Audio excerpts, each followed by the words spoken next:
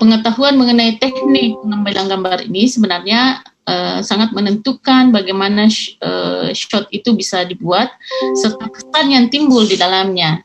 Nah, coba kita perhatikan, kadang kita itu suruh orang foto kak dulu, tapi ternyata hasilnya tidak memuaskan buat kita karena teknik pengambilan gambarnya yang berbeda. Yang sudut pengambilan gambarnya itu yang tidak sesuai, jadi kadang ini kita kelihatan pendek, kelihatan kurus, kelihatan kecil, karena memang ada yang mengambil dari atas, dari depan, kemudian dari samping, sehingga gambar yang dimunculkan juga itu berbeda. Nah, untuk membedakan itu satu shot dengan shot yang lainnya, teknik pengambilan gambar ini dibedakan menjadi ada 2 kategori. Itu dilihat dari sudut pengambilan gambar dan dilihat dari ukuran gambarnya. Nah, ada beberapa tipe ya untuk pengambilan gambarnya itu. Sudut pengambilan gambar itu ada, atau kita biasa kenal dengan istilah angel ya, kamera angel ya. Tadi sudah ada yang menyampaikan itu angelnya gimana, ada yang high angel, itu adalah sudut pengambilan di atas objek atau pengambilan gambar seperti ini memiliki arti yang yang dramatik karena objeknya itu akan kelihatan kecil. Coba ditampilkan, ini objek akan kelihatan kecil karena dia mengambilnya dari atas. Coba diulangi kamera angelnya, Kakak Tanil. Ya, jadi seperti ini untuk high angel. Jadi kalau kita kadang itu kalau menggunakan apa sih istilahnya itu tonsis itu, kalau ngambil mengambil dari jauh itu akan terlihat semua layarnya. Alamnya pun akan kelihatan. Nah, ini yang namanya high angel. Jadi sudut pengambilan gambarnya dari atas. Kalau mau mengambil pemandangan, yang ngambilnya dari atas. Saya sampai ngangkat tangan itu memberikan contoh.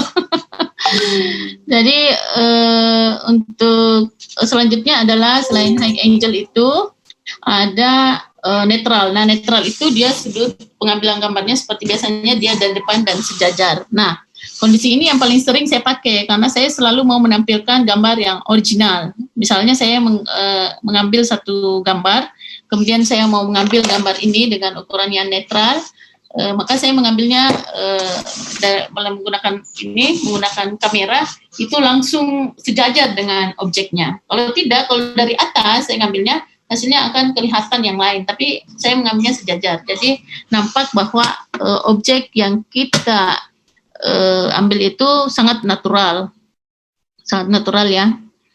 Kemudian yang ketiga adalah low angel ya. Low angel itu pengambilan gambar diambil dari bawah.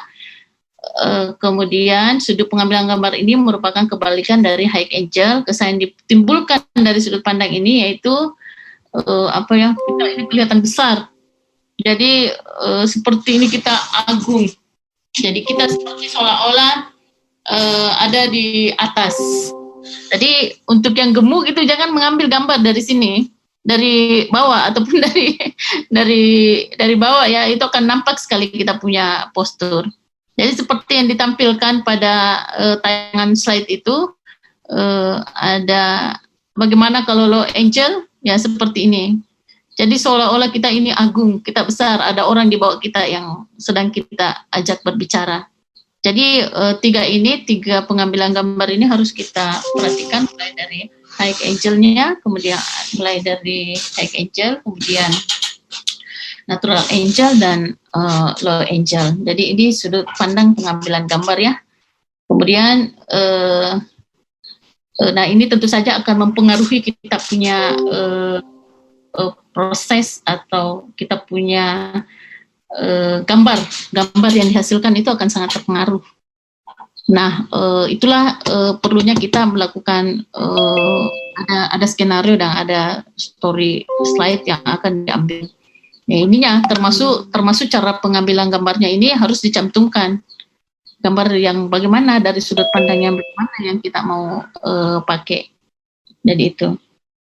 Nah, yang enak juga itu sebenarnya karena kamera yang kita gunakan itu, walaupun tadi ada disampaikan bahwa apa yang harus kita siapkan di dalam pengambilan gambar ini, tentu saja tripod itu sangat membantu kita untuk mengambil gambar yang stabil, Karena kalau tidak menggunakan tripod, sementara kualitas gambar yang kita mau buat itu harus bagus, itu bisa goyang gambarnya. Jadi paling bagus kita menggunakan tripod itu. Jadi gambar yang bergerak, karena kalau bergerak sedikit tidak sesuai dengan apa itu hasilnya bisa kabur. Jadi alatnya juga harus diperhatikan. Nah, lanjut Daniel. Untuk ukuran gambar ya. Nah ini tadi juga sudah ada pada saat identifikasi itu ada yang menyampaikan ada extreme long shot. Ini dia extreme long shot itu gambar yang jauh, dan itu biasanya bisa menggunakan kamera dengan kamera yang long shot ya, ada biasa disiapkan. Tetapi kalau untuk di HP tinggal klik-klik saja, tapi untuk mendapatkan untuk mendapatkan hasil yang bagus ya tentu saja juga kualitas dan kapasitasnya harus bagus pula. Nah untuk extreme long shot itu atau ALS itu pengambilan gambarnya melebihi dari long shot. Jadi menampilkan lingkungan di objek secara utuh, fungsinya untuk menunjukkan bahwa objek tersebut bagian dari lingkungan. Jadi sebenarnya yang kita fokuskan adalah objek di lingkungan itu. Kalau umpamanya Bapak Ibu biasanya pergi ke luar daerah, kemudian mau ngambil foto Monas atau Candi Borobudur misalnya, Bapak Ibu yang sering saya temukan ini objeknya. Kalau Ibu mau objek yang kita fokuskan kan objek di belakangnya. Tetapi bagaimana supaya wajah kita bisa nampak juga, untuk membuktikan bahwa sebenarnya kita ada di situ. Jangan kita terlalu dekat dengan objek. Kalau bisa objek yang diambil jauh itu kita dekat-dekat sedikit. Kita bisa memadukan. Jadi kadang itu saya padukan antara close up saya, tetapi sebenarnya objek yang saya inginkan adalah latar belakang saya, karena itu yang bagus, itu yang indah.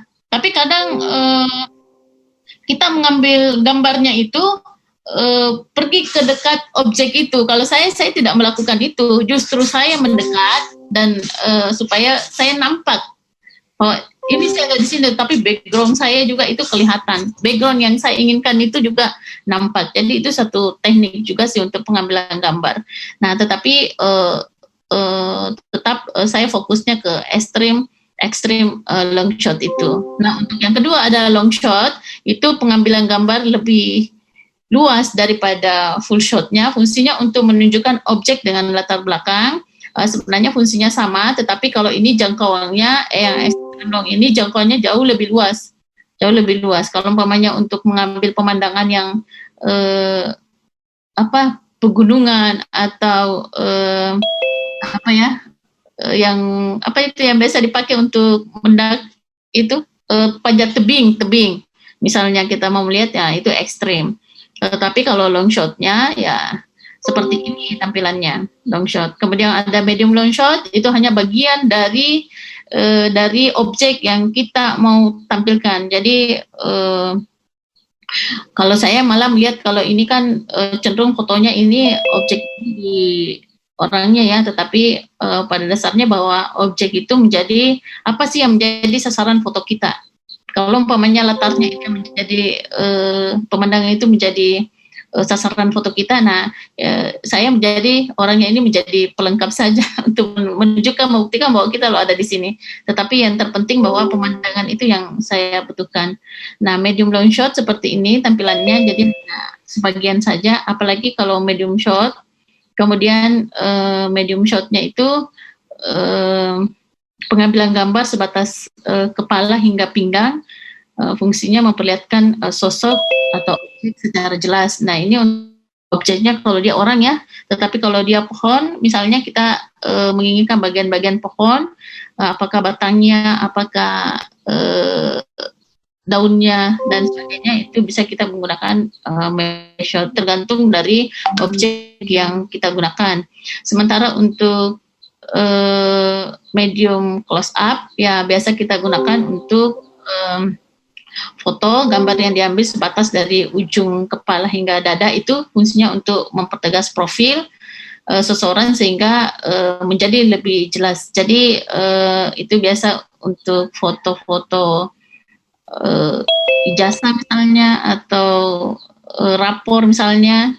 Nah, kalau ini khusus untuk foto ijazah ya biasanya kalau untuk extreme long shot dan medium long shot biasanya dipakai untuk prawedding apa segala atau ada kegiatan lain. Jadi ini teknik pengambilan gambar. Kemudian close up juga lebih dekat lagi dibandingkan dengan, dan saya kira Bapak Ibu sering melakukannya. Semua yang ada di forum ini sudah sering melakukan keseluruhan teknik ini dengan menggunakan HP-nya. Cuma yang perlu Bapak jaga adalah kualitas gambarnya.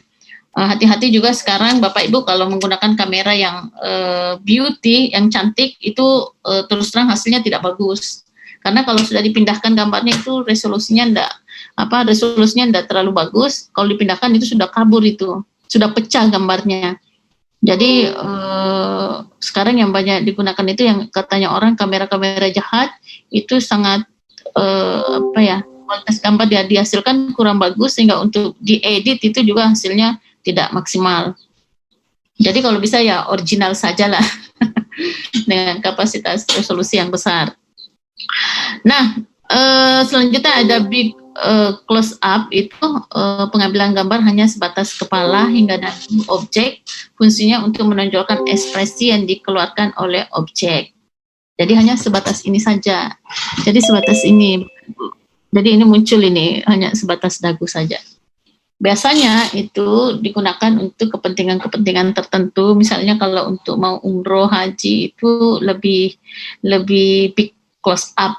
Jadi lebih besar itu. Jadi nampak itu hanya wajah saja. Lebih lagi kalau extreme close up itu pengambilan gambar sangat dekat sekali. Hanya menampilkan bagian tertentu pada tubuh objek, fungsinya untuk kedetailan suatu objek.